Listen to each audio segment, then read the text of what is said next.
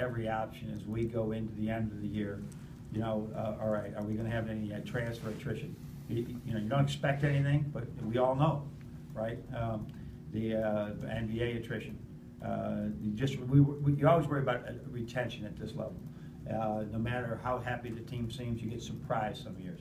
So now you're trying to think during the year, what would you do if? What would you do if? What would you do if? We have so many of those things on the board that you don't know.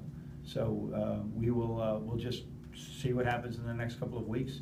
We like the team. We love to have everybody back. We love to have everybody, including Karras. But if it doesn't happen, then you got to be able to adjust quickly, and we got to be able to find the right guys. Is it a constant conversation? What if this guy's not back? What if? Yeah. As we try to survey the recruiting, the replacement landscape, we'd be really dumb if we just said everybody's going to come back and we don't need anybody for next year. See, we're always keeping our eye on that.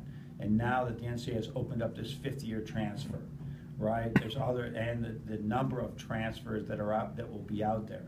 The number of there's quite a few guys still that have not signed. So we're always, but you wouldn't go for somebody, right? If you already had that position and really felt good about that position. So there's a lot to it. But it's a bit of a poor analogy. So I don't want this to be the headline, but there's a free agency out there. You're trying to, well, who's going to go else? Who are your players that are going to stay? Stay. And I'm thinking we'll have great retention. Is what I'm thinking. It's kind of a follow-up to that. Next year you'll have what, 7 or 8 second-year scholarship players. That takes up That's a big class. The bulk. Right. We talked about coming in the front, not that on the front end. So does that? Do you feel hamstrung by that, or how does that kind of work in terms of long-term planning? I'm just trying to get a rotation of 8 healthy players out there. We just don't care what grade they're in right now.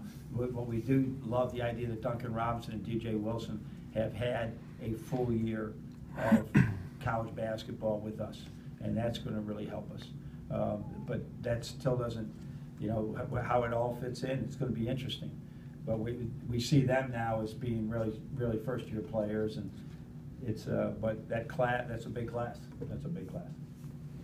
We have